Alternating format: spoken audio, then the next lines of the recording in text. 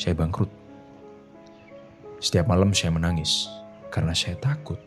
Saya takut sama masa depan. Dan semakin saya takut, semakin saya jatuh ke bawah, ke lubang paling dasar. Dan ketika semuanya udah hancur dan saya udah di titik paling rendah, saya cuma punya satu jalan keluar, yaitu kembali mendaki ke atas. Lalu saya pun mulai kembali menata mental dan serpihan-serpihan diri saya yang berserakan. Dan mulai dari situ saya melakukan beberapa hal yang membuat saya kembali di turnamen menuju puncak. Hal pertama yang saya lakukan adalah ketahui kapasitas keuanganmu. Ada pepatah bilang, jangan bangun sebuah menara atau sebuah rumah jika kamu belum menghitung berapa biayanya. Ini masuk akal sekali menurut saya. Karena jika budgetmu atau danamu itu tidak cukup untuk membangun menara atau rumah itu, maka menara atau rumah itu gak akan pernah selesai. Dan tentunya akan dilihat banyak sekali orang. Dan orang-orang itu akan menghinamu. Itu dia bangun rumah, itu dia bangun menara, tapi gak pernah selesai. Dan itu akan berdampak pada psikis dan mentalmu. Apapun tujuanmu, kamu gak akan pernah sampai atau gak akan pernah menang tanpa disengaja. Atau secara kebetulan aja. Kemenangan itu disengaja. Kemenangan itu kamu ciptakan. Kalau kamu ingin memiliki pernikahan yang harmonis, ya kamu harus mengusahakan keharmonisan itu. Kalau kamu ingin punya anak yang membanggakan, ya kamu harus mendidik anakmu dengan baik. Dan kalau kamu ingin kaya, kamu harus berhemat, kamu harus berinvestasi. Buatlah sebuah plan, buatlah sebuah rencana. Kamu gak akan kaya secara tiba-tiba, kamu gak akan menang judi lalu tiba-tiba menjadi kaya. Seperti kata pepatah, apa yang kamu tanam akan kamu tuai. Dan kalau kamu gak menanam apapun, kamu gak akan menuai apapun. Yang kedua, cepat-cepatlah keluar dari hutang. Hutang itu sangat gak baik. Meski saya orang yang tidak agamis, tapi kalau kamu agamis, di kitab baik itu Al-Quran maupun Injil, gak ada yang namanya hutang baik. Semua hutang itu buruk. Hutang itu bodoh.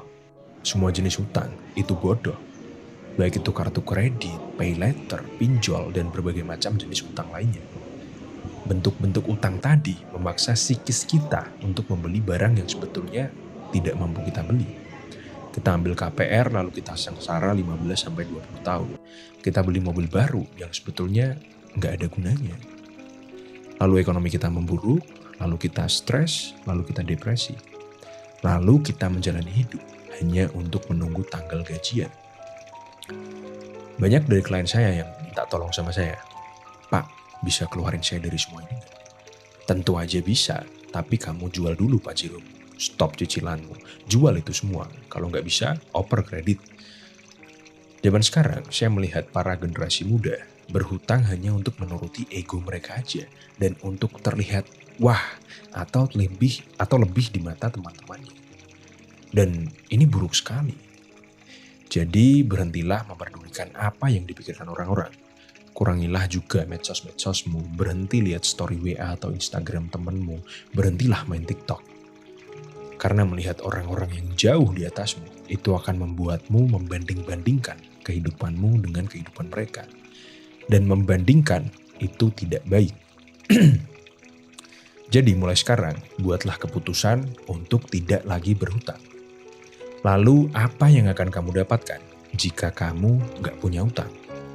Ya, uang. Kamu akan punya banyak sekali uang kalau kamu berhemat dan kamu gak punya utang.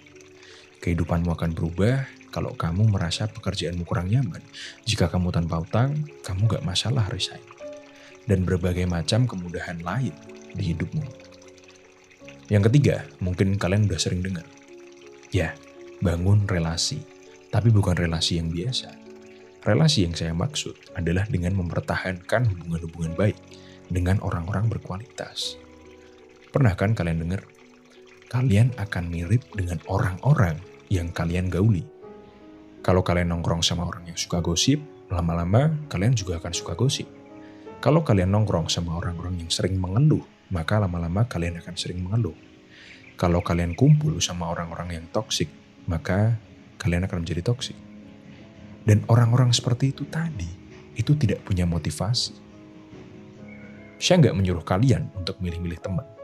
Saya sendiri baik ke semua orang. Terserah mau agama apa mereka, terserah mau suku apa mereka. Saya baik semua orang. Saya punya banyak teman, banyak kenalan yang kehidupannya sangat berbeda dari saya. Yang saya maksud adalah orang-orang terdekat kita. 5 orang yang saya bentuk menjadi pondasi kekayaan saya. Lalu siapa aja orang-orang ini? Mereka adalah orang-orang yang saya bentuk dan mereka juga yang membentuk saya. Mereka meminta saya untuk memimpin. Dan dengan begitu mereka mengajari saya untuk memimpin. Mereka teman baik saya dan mereka loyal. Jadi jika kalian ingin berhenti minum, maka kurangi bergaul dengan orang-orang yang suka minum. Kalau kalian ingin six pack, maka bergaul dengan orang-orang yang suka hidup sehat. Kalian paham kan?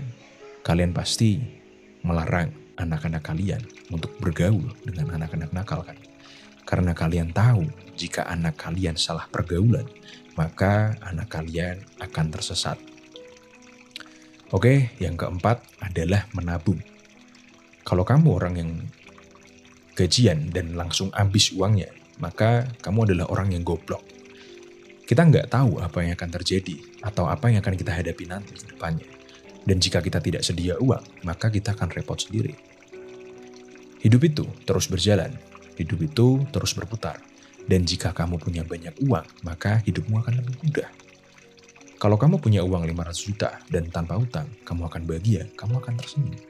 Tapi jika kamu punya hutang 500 juta tanpa kamu punya uang, ya nangislah kamu. Oke, jadi 4 hal yang saya sebutkan tadi itu hanya awalan. Sebuah awalan, sebuah landasan atau fondasi untuk hal yang terakhir, yaitu menjadi orang yang baik dan dermawan. Saya sendiri bukan orang yang agamis ya, saya udah sebutkan tadi, tapi menurut berbagai macam agama yang pernah saya pelajari, semua agama tersebut mengatakan bahwa Tuhan mencintai orang yang dermawan. Dan 4 hal yang saya jelaskan tadi adalah langkah awal untuk kamu menjadi baik dan dermawan. Kenapa? Karena untuk menjadi dermawan, kamu gak boleh miskin. Dan jika sekarang kamu miskin, maka kamu harus berubah. Kalau kamu muslim, bacalah Al-Quranmu. Pelajarilah apa yang kitabmu katakan tentang kekayaan. Kalau kamu Kristen atau Katolik, bacalah kitabmu. Lihatlah apa yang diajarkan tentang uang di dalamnya. Dan juga kitab-kitab di agama-agama lainnya. Lalu berubahlah dari miskin menjadi kaya, dari tidak dermawan menjadi dermawan. Dan dengan menjadi dermawan, itu akan merubah hidupmu. Oke, sekian dari kuliah kita hari ini. Jangan lupa like, share, dan subscribe.